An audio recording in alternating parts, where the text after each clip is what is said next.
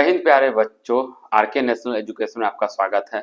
अभी तक जवाहर नवोदय विद्यालय क्लास 6 का या क्लास 9 का रिजल्ट नहीं आया है, तो आज मैं बताऊंगा कि अगर रिजल्ट आता है और आपके बच्चे का सिलेक्शन होता है तो सिलेक्शन होने के बाद डॉक्यूमेंट आपको क्या क्या बनाना होगा, तो ये पहले से जानना बहुत जरूरी है। तो मैं डॉक्यूमेंट लिस्ट के बारे में बताऊंगा कि अगर आपके बच्चे का अगर रिजल्ट हो जाता है तो डॉक्यूमेंट क्या बनाना होगा एडमिशन के लिए, और मैं रिजल्ट का डेट बताऊंगा कि कब अब ये रिजल्ट आएगा। तो चलिए, सबसे पहले आप यहाँ पर देख सकते हैं कि रिजल्ट डेट कब आएगा। तो रिजल्ट के बारे में जानिए, उसके बाद मैं डॉक्यूमेंट के बारे में बताऊंगा कि डॉक्यूमेंट क्या क्या बनाना होगा। और ये जो रिजल्ट का डेट मैं ये ऑफिशियली बता रहा हूँ, जो उसका जो ऑफिशियल साइट है या ऑथेंटिक प्रोस्पेक्टस उसके में लिया हूँ। देख सकते हैं आप, यहाँ पर है लिखा हुआ कि result of the section selection test, जो टेस्ट हुआ था उसका कब हुआ था। देखिए, the result of JNV selection test 2026 is expected to be the announce by end of the March, यानी ये 2026 जो रिजल्ट आने का जो संभावना है वो है एंड ऑफ द मार्च के अंत में। यानी आपका जो है रिजल्ट इस महीने के लास्ट तारीख तक में कभी भी आ जाएगा। ये कब आएगा? End of March. और ये मैं नहीं कह रहा हूं, ये नवोदय विद्यालय एंट्रेंस एग्जाम जब हुआ था 2026 में, जब प्रोस्पेक्टस रिलीज हुआ था, यहाँ पर ये प्रोस्पेक्टस में लिखा हुआ है एंड ऑफ मार्च 2026। और for the summer bonded of JNB दो हुआ था, एक समर बॉन्डेड एक विंटर बॉन्डेड। तो समर बॉन्डेड का एग्जाम पहले ही हो गया था जनवरी मंथ में, जो जिसका जो रिजल्ट कब आएगा? एंड ऑफ द मार्च, यानी इस मंथ में कभी भी रिजल्ट आ सकता है। और मई 2026 ये किसका रिजल्ट आएगा? ये विंटर बॉन्डेड वाले जो बच्चे हैं, जो विंटर बॉन्डेड रीजन में होते हैं, उनका एग्जाम, उनका रिजल्ट कब आएगा? मई में आएगा, मई 2026। ठीक ना। Candidate can get the result from the application portal. और किस पोर्टल पे आपको देखना है? तो इसका साइट है क्या, जहां पर आपको रिजल्ट देखना है, www.navodaya.gov.in। और मैं इसका ऑलरेडी वीडियो बता दिया हूं कि अगर रिजल्ट आएगा तो आप लोग कैसे चेक करिएगा। या आप नवोदय विद्यालय के स्कूल में भी देख सकते हैं, या डिस्ट्रिक्ट एजुकेशन ऑफिसर या डिस्ट्रिक्ट मजिस्ट्रेट में भी वो लिस्ट छपता है। ठीक है। या आप उस कंसर्न जो आपका जो विद्यालय है, जैसे अगर पूर्णिया के जो जिले के बच्चे हैं वो पूर्णिया नवोदय में भी जाकर वहां पर लिस्ट वहां पर चिपका हुआ होता है। यहाँ पर लिखा हुआ है the principal Jawahar Navodaya Vidyalaya concern will also confirm. अगर आपके बच्चे का सिलेक्शन होता है तो उस जिस डिस्ट्रिक्ट में आपके बच्चे का सिलेक्शन होगा उस नवोदय विद्यालय के प्रिंसिपल आपको कंसर्न करेंगे। किसके थ्रू करेंगे? यहाँ पर देखिए लिख रहा है प्रोविजनली सेलेक्टेड कैंडिडेट टेलीफोनिकली, यानी फोन के माध्यम से आपसे बात करेंगे on the registered mobile number of following the speed post. Registered mobile जब फॉर्म भरने के समय आप जो मोबाइल नंबर आप डाले थे उसी मोबाइल नंबर पर आपको फोन किया जाएगा, उस आपके जिले के जो नवोदय विद्यालय है उनके प्रिंसिपल के द्वारा, यहाँ पर लिखा हुआ है।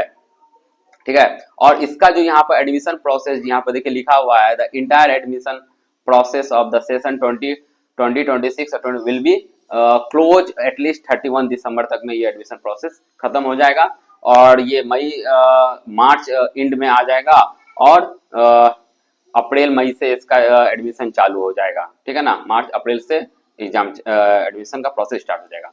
अब जैसे रिजल्ट आता है, मार्च महीने में रिजल्ट आ गया, उसके बाद आपको डॉक्यूमेंट क्या क्या आपको बनाना है, तो देख ले यहाँ पर दिया हुआ document to be the submitted after the selection होने के बाद क्या क्या डॉक्यूमेंट देना है।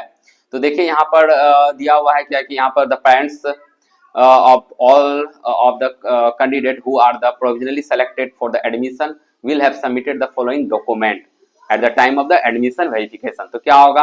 तो देखिए पहला यहाँ पर है proof of date of birth certificate आपको देना पड़ेगा। यहाँ पर देख लीजिए, the certificate issue by the competent government authority of concern.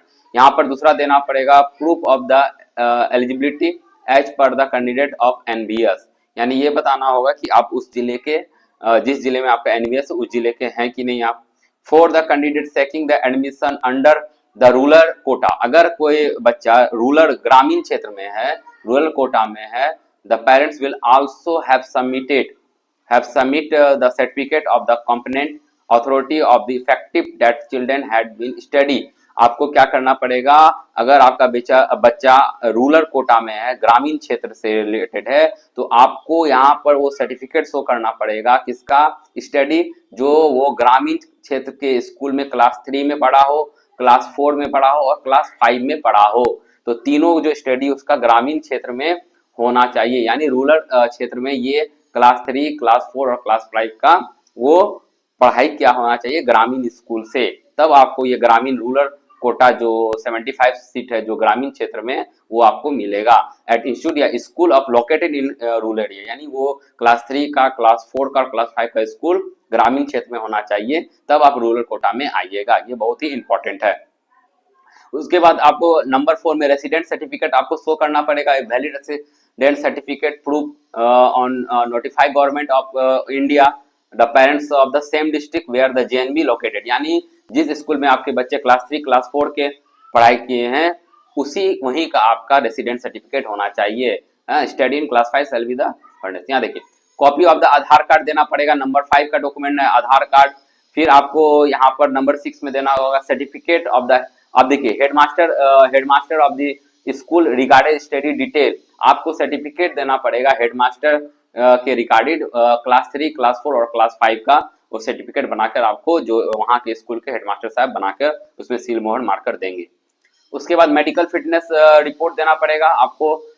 Navodaya Vidyalaya के थ्रू आपको वहाँ पे मेडिकल करवाने जाना होगा, तो वहाँ के डॉक्टर साहब आपको क्या होंगे, वो फिटनेस सर्टिफिकेट, या आप किसी भी सदर अस्पताल में जाकर वहां पर फिटनेस सर्टिफिकेट देना पड़ेगा।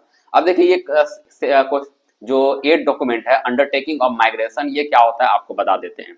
हर एक नवोदय विद्यालय में क्लास 9th में आपको अदर हिंदी भाषी या अदर नॉन हिंदी जो रीजन होता है वहां पर माइग्रेशन जाना पड़ता है, तो वो आपको अंडरटेकिंग करके देना पड़ेगा कि अगर आपका माइग्रेशन में आपके बच्चे का नाम होता है तो आप उस जेएनवी का जहां पर माइग्रेशन था वहां आपको जाना अनिवार्य है। अगर नहीं जाइएगा तो आपको स्कूल से निकाल दिया जाएगा। तो ये अंडरटेकिंग पहले ही ले लेता है, अंडरटेकिंग फॉर द माइग्रेशन, ठीक है ना। और वो नॉन हिंदी स्टेट भी हो सकता है, वो अदर स्टेट में भी भेज सकता है, ठीक है ना। तो वही हुआ।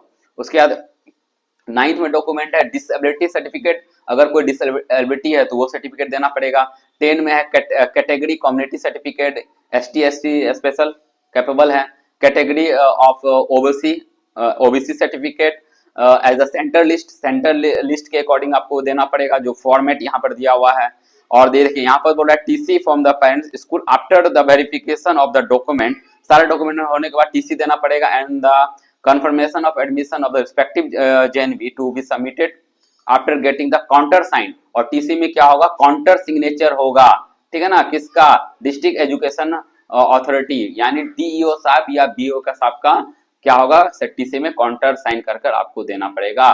तो ये जो है 11 डॉक्यूमेंट जो था, डॉक्यूमेंट का लिस्ट, ये आपको देना पड़ेगा। आप देख सकते हैं एक तरफ से ये 11 डॉक्यूमेंट, अगर आपके बच्चे का जो मार्च में मुझे उम्मीद है ये 20 मार्च से लेकर 30 मार्च तक में आपका ये क्लास 6 का जो है रिजल्ट, क्लास 6 का रिजल्ट आ जाएगा। तो आपको रिजल्ट आने के बाद ये सारा डॉक्यूमेंट ये जो 11 डॉक्यूमेंट है ये आपको बनवाना बहुत जरूरी है, जिसके बारे में मैंने आपको बता दिया। जैसे ही रिजल्ट आता है मैं तुरंत अपने चैनल में आपको तुरंत इन्फॉर्म करूंगा, तो इसलिए मेरे चैनल से लगातार बने रहिए। वीडियो अगर आप चैनल पर नए हैं तो चैनल को सब्सक्राइब कर लीजिए, इसको लाइक कर दीजिए, शेयर कीजिए। Thank you for watching. अगर आप किसी प्रकार का क्वेरी भी करना चाहते हैं तो मेरे टेलीग्राम चैनल जो है RK नेशनल एजुकेशन, इससे आप जुड़ सकते हैं, या मेरे मोबाइल नंबर पर भी आप कांटेक्ट कर सकते हैं, जो नंबर है 9507897924। ठीक है, थैंक यू फॉर वाचिंग।